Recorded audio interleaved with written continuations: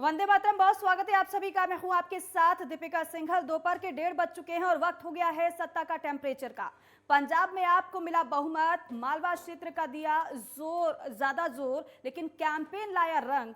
आपसी कलह कांग्रेस को ले डूबी। दिल्ली मॉडल की भी हुई चर्चा। अब होगी 16 को ताजपोशी और पंजाब में आप।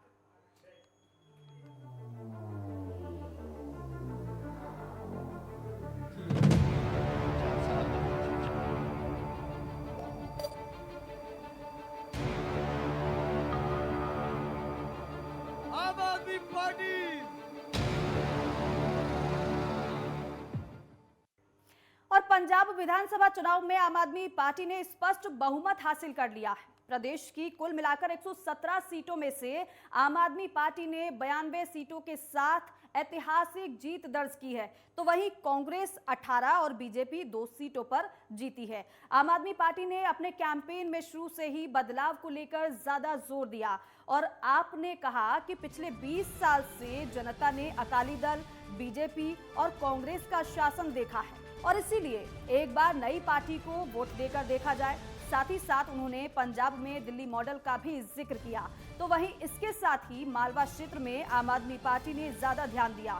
साल 2017 के चुनाव में आपको सिर्फ 20 सीटों पर जीत हासिल हुई थी, तो वहीं 18 सीटें मालवा क्षेत्र से ही आपको मिली थी, लेकिन कांग्रेस की आपसी कलह के कारण उन्हें मुंह की खानी पड़ी है। तो वहीं 16 मार्च को भगवंत मान और खटकड़ कला में सीएम पद की शपथ लेंगे और पंजाब में आम आदमी पार्टी की सरकार बन चुकी है, लेकिन अब सीएम पद के चेहरा जो है भगवंत मान, वो 16 मार्च को शपथ ग्रहण करेंगे, उसी की तैयारी चल रही है। तो इस बार पंजाब में बदलाव देखने को मिला है, क्योंकि कहा यह जा रहा था कि कांग्रेस की कड़ी टक्कर दे रही है कांग्रेस पार्टी। हालांकि कांग्रेस ने पूरी कोशिश की थी एक बार फिर से सत्ता पर काबिज होने की, लेकिन जब परिणाम सामने आया तो हम सभी के सामने है, कांग्रेस को इस बार मुंह की खानी पड़ी है, जिसकी तमाम वजह भी आंकी जा रही है और बताया भी जा रहा है कि अंदरूनी कलह कांग्रेस की ये वजह रही सबसे बड़ी कि कांग्रेस सत्ता में वापसी नहीं कर पाई। लेकिन जो बदलाव की बात लगातार आम आदमी पार्टी कह रही थी और पंजाब के लोगों से एक मौका मांग रही थी, उस पर पंजाब के लोगों ने भरोसा जताया और नतीजा हम सभी के सामने है। और इस कदर भरोसा पंजाब की जनता ने आम आदमी पार्टी पर जताया कि आम आदमी पार्टी पंजाब में सत्ता पर काबिज हो गई। हालांकि अब सीएम पद की शपथ जब हो जाएगी तो भगवंत मान मुख्यमंत्री पद की जब शपथ ग्रहण करेंगे, तब उसके बाद सरकार का कार्यकाल शुरू हो जाएगा।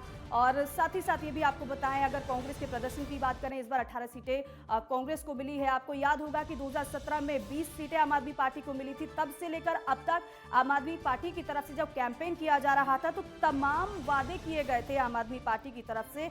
आप संयोजक अरविंद केजरीवाल पंजाब पहुंचे थे, उन्होंने 10 गारंटी दी थी और उन 10 गारंटी के आधार पर पंजाब की जनता को भरोसे में लेने की कोशिश की गई थी कि किसी तरीके से और कैसे आप हमें चुनेंगे। अगर आप हमें चुनते हैं तो आपके लिए हम जो वादे कर रहे हैं उन वादों को हम पूरा करेंगे। तो देखिए, पंजाब में आ चुके हैं आम आदमी पार्टी और इस पर चर्चा करने के लिए, तमाम पहलुओं को समझने के लिए वरिष्ठ पत्रकार राजेंद्र जी हमारे साथ जुड़ चुके हैं। सर, बहुत स्वागत है नेटवर्क 10 पर आपका। और सर, आज चर्चा इसी पर ही कि पंजाब में आपकी सरकार बन रही है, ऐसे में आपसे ये समझना चाहेंगे कि कांग्रेस की हार और आम आदमी पार्टी की जीत को आप कैसे देख रहे हैं? ये आम आदमी पार्टी जो है पंजाब में उसने 2014 से शुरुआत की अपनी राजनीति की। तो 2014 में आम आदमी पार्टी को दिल्ली की सफलता के बाद एक सवाल खड़ा होता है कि वो दिल्ली में जो सफलता मिली, इसके बाद वो पंजाब सीधे कैसे आगे? किसी और प्रांत में भी जा सकते थे, हरियाणा में भी जा सकते थे, उत्तर प्रदेश में भी जा सकते थे। वो दिल्ली प्रदेश की सीमाएं जिन अन्य प्रदेशों से साझा होती हैं उनमें भी जा सकते थे, लेकिन था उसका मूल कारण यह है कि पंजाब के लोगों को एक विकल्प की तलाश थी, जो एक ढर्रे की राजनीति, जिसको पंजाब के लोग कहते हैं रवायती राजनीति, एक परंपरागत राजनीति, उसकी जो राजनीति और जो शासन व्यवस्थाएं थी और उसमें जो खामियां थी, उससे पंजाब के लोग बड़े तकलीफ में थे। वो ये चाहते थे कि कोई वैकल्पिक व्यवस्था मिले। तो जब दिल्ली में भ्रष्टाचार उन्मूलन और लोकपाल के मुद्दे पर जब आम आदमी पार्टी ने चुनाव लड़ा और उसको सफलता मिली, तो देखिए कि पंजाब के लोगों ने ही आम आदमी पार्टी को आमंत्रित किया। वो चाहते थे कि पंजाब में जो ये डरने की राजनीति है, इससे उनको निजात मिले, उनको राहत मिले और प्रदेश का जो वास्तविक विकास है और प्रदेश के लोगों का जो किसानी का विकास है, जो नशे की समस्याएं हैं, जो सीमावर्ती राज्य होने की इस कारण पाकिस्तान के साथ जो समस्या है, वो तमाम तरह की समस्याओं से उनको छुटकारा मिले और किसानों की जो आत्महत्याओं के मुद्दे हैं तो उनसे छुटकारा मिले, तो उन्होंने आम आदमी पार्टी को आमंत्रित किया। तो 2014 में उन्होंने लोकसभा का चुनाव लड़ा और उनको ठीक ठाक सफलता मिली। लेकिन इसके बाद 2017 की विधानसभा चुनाव में आम आदमी पार्टी एक मुख्य विपक्षी दल की भूमिका तक सिमट कर रह गई। उसका एक कारण था कि पार्टी में कई अंदरूनी ऐसे विवाद पैदा हो गए कि लोगों को लगा कि ये जो है, जिस तरह से कि हम उम्मीद कर रहे हैं कि जो शासन व्यवस्था मिलनी चाहिए, एक भ्रष्टाचार मुक्त, पारदर्शी और वो तेज विकास देने वाली, जो अब तक का विकास की जो धारा है उसको और बढ़ाने वाला कोई राजनीतिक दल आए, वो उनको लगा लोगों को कि आम आदमी पार्टी के जरिए ये उम्मीदें पूरी नहीं होगी। इसके बाद कांग्रेस जो है बड़े वादों के साथ पावर में आई जी। लेकिन कांग्रेस ने जितने वादे किए, उम्मीदें पैदा की, वो उन उम्मीदों पर उसने खरा उतरने का प्रयास तो किया, लेकिन वो उस स्तर पर नहीं उतर पाई कि जितनी लोगों की उम्मीदें थी। जो उन्होंने कहा कि सबको रोजगार देंगे, किसान जो आत्महत्या करते हैं उनकी जो है आत्महत्या करने के जो कारण है उनको समाप्त करेंगे, कर्जे माफी कर देंगे, सभी किसानों के सभी कर्ज माफ होंगे।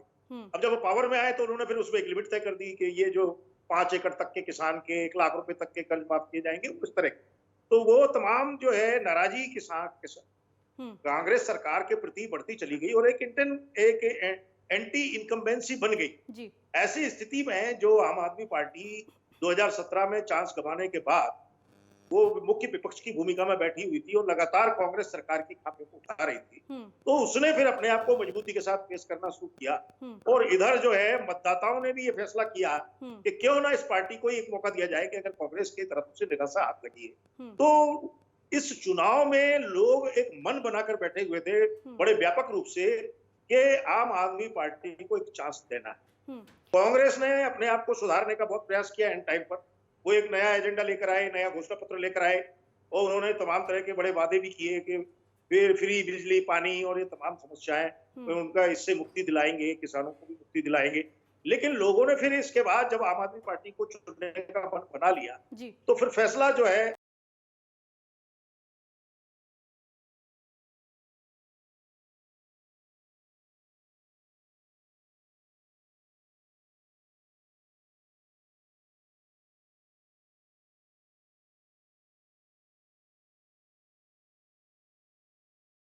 वाले लोगों की आय का स्रोत बनने वाले जो साधन है, जो कोई सैंड माइनिंग है और लिकर बिजनेस है, ट्रांसपोर्टेशन है, ये सारे बिजनेस पर अकाली दल का कब्जा है, उनके परिवार का पूरी तरह से कब्जा है। और उनका ये भी था, ये धारणा भी है और कुछ हद तक तथ्य भी है कि कांग्रेस और अकाली दल दोनों मिलकर राजनीति कर रहे थे। उनको लगता था अगर अकाली दल को चांस मिलता है तो वो कांग्रेस के नेताओं को डिफेंड करेंगे और कांग्रेस को अगर पावर में आने का मौका मिलता है तो वो अकाली दल के नेताओं को डिफेंड करेंगे। और डिफेंड करने का मतलब ये है कि उनके सारे बिजनेस कारोबार और जो मोनोपोली उन्होंने बिजनेस कारोबार पर स्थापित की हुई थी उसको बचाने का काम करेंगे। तो लोगों को लगता था ना कि इन दोनों दलों से ये जो ढर्रे की राजनीति करने वाले हैं और जो बैकग्राउंड में एक हॉबडॉबिंग साठगांठ करके चलते हैं, तो इनसे छुटकारा कैसे मिलेगा। तो उनको लगा कि आम आदमी पार्टी द बेस्ट विकल्प, और उन्होंने आम आदमी पार्टी ने शुरू से नारा दिया कि हम रवायती राजनीति से अलग हट के राजनीति देंगे, हम जैसी शासन व्यवस्था देंगे जिसमें भ्रष्टाचार नहीं होगा, ईमानदारी से आम आदमी को लाभ मिलेगा। तो उन्होंने पार्टी का नाम भी आम आदमी रख लिया। तो वो लोगों को लगता है कि अब देखिए कि वो दिल्ली में जितना कुछ कर पाए वो करके उन्होंने एक मॉडल पेश किया है, उससे लोगों के मन में आम मतदाता को उन्होंने विश्वास अपनी तरफ जोड़ने का प्रयास किया है। और पंजाब में जिस तरह से वो लगातार प्रयास करते रहे तो उनको एक मौका मिला है और एक अच्छी मेजॉरिटी के साथ मौका मिला।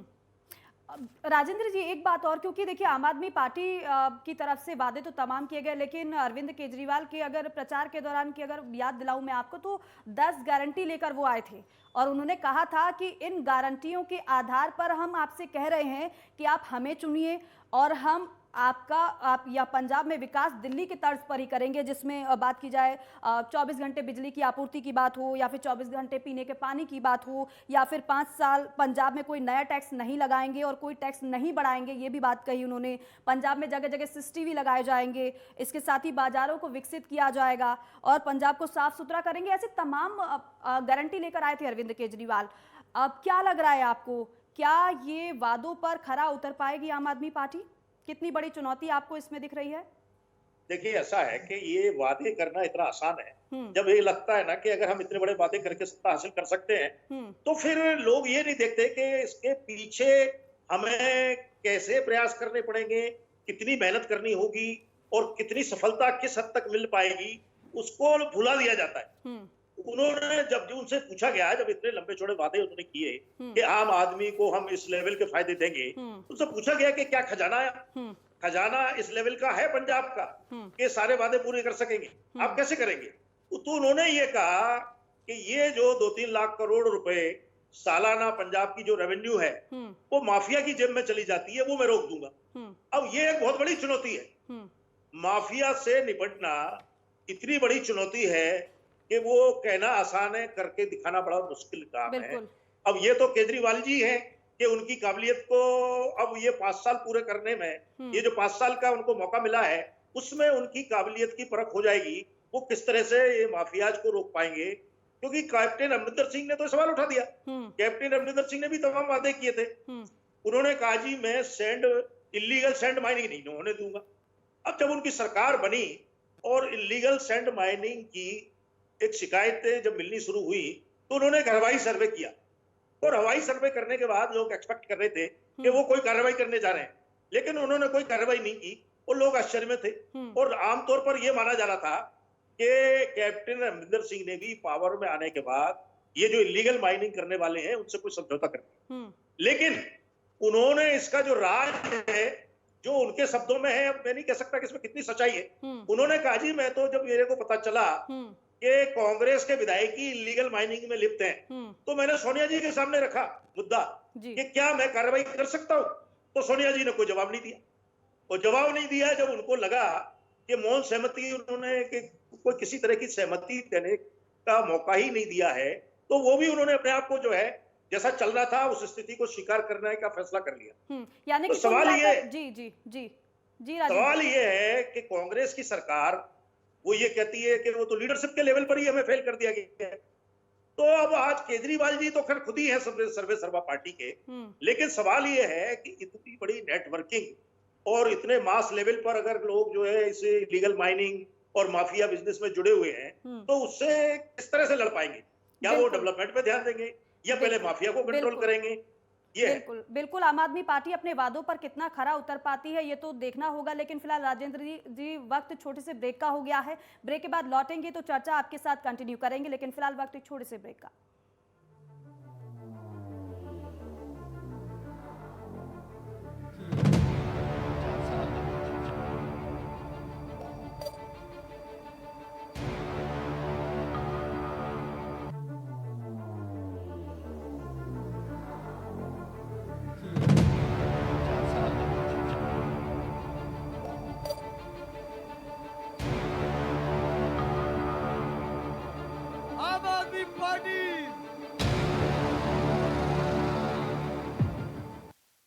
ब्रेक के बाद स्वागत है आप सभी का। तो पंजाब में आप और कांग्रेस की हार और आम आदमी पार्टी की सरकार, इसी पर ही हम चर्चा कर रहे हैं। वरिष्ठ पत्रकार राजेंद्र सिंह जी हमारे साथ बने हुए हैं। राजेंद्र जी, इससे पहले हमने चर्चा चुनौतियों की, लेकिन अब पंजाब का जो परिदृश्य है वो पूरी तरीके से बदल चुका है क्योंकि सत्ता परिवर्तन हो गया है। इस बदले हुए परिदृश्य को आप किस तरीके से देख रहे हैं? अब देखिए, बदले हुए हालात में तो यह है कि आम आदमी पार्टी को जो उनके चुनावी वादे थे उनको परफॉर्म करके दिखाना होगा।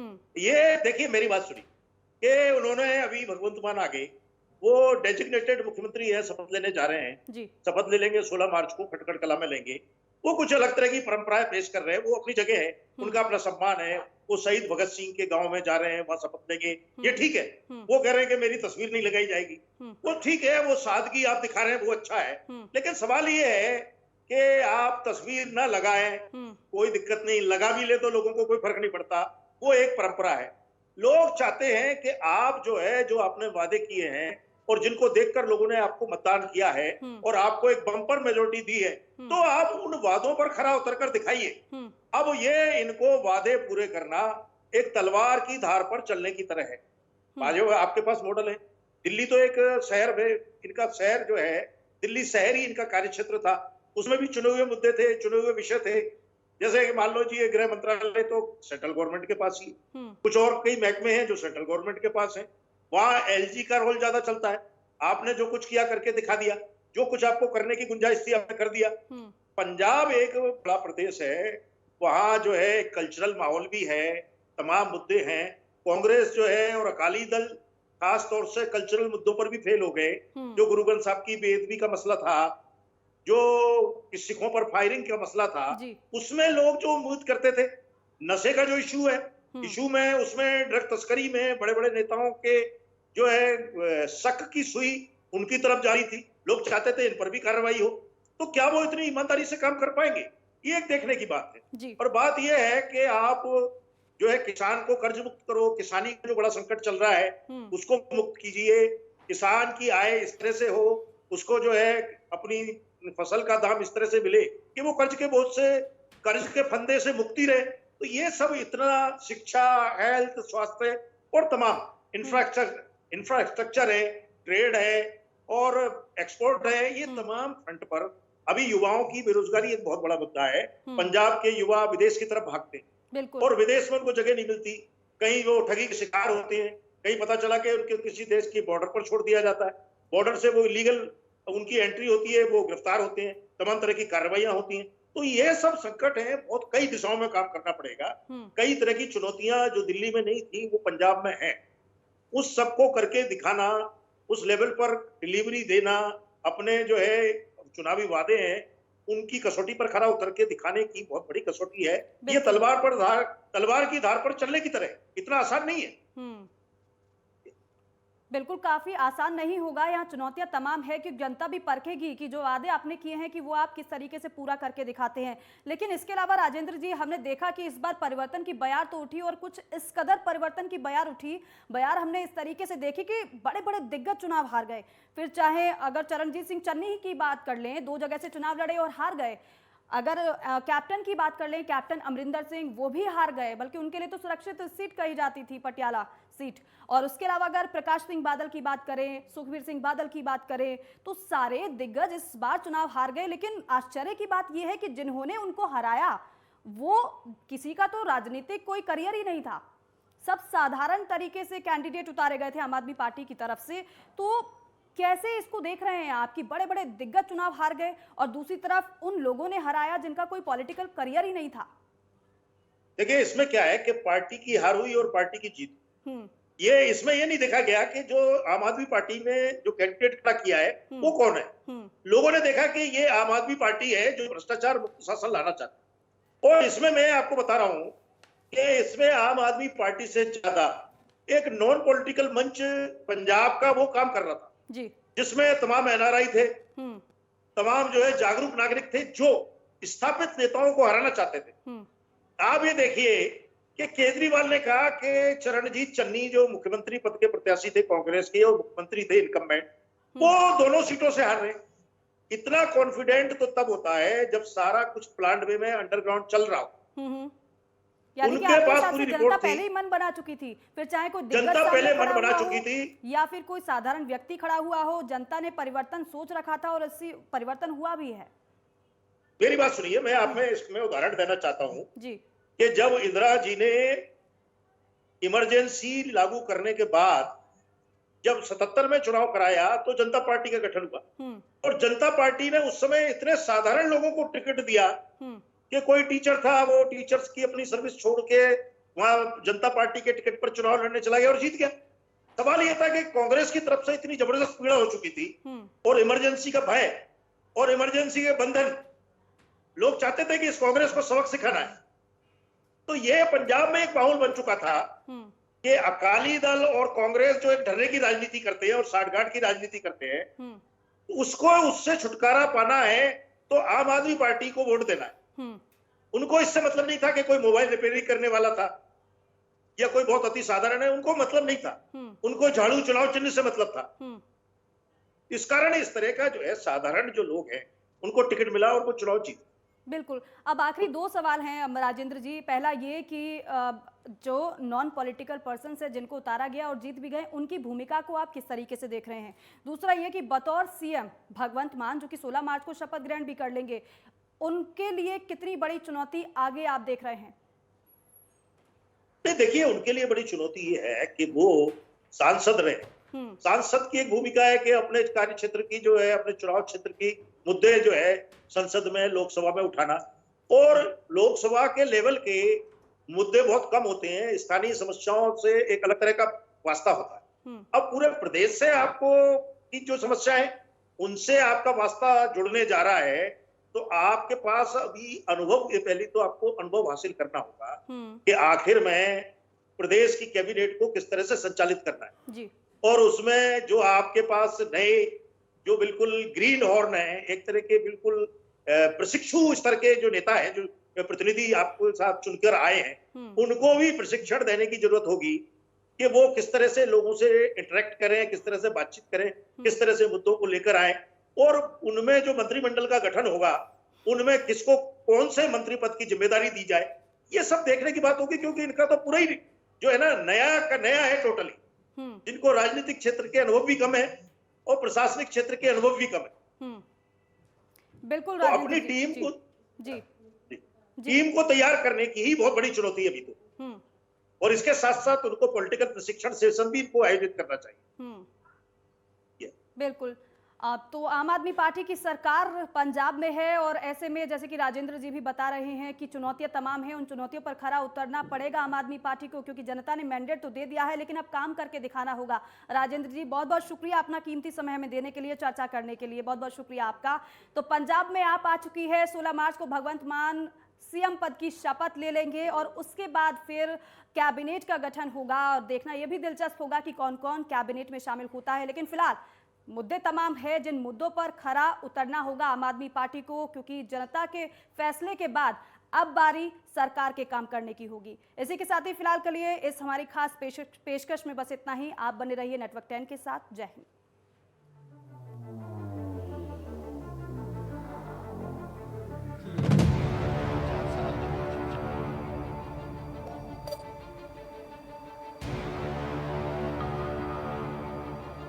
आम आदमी पार्टी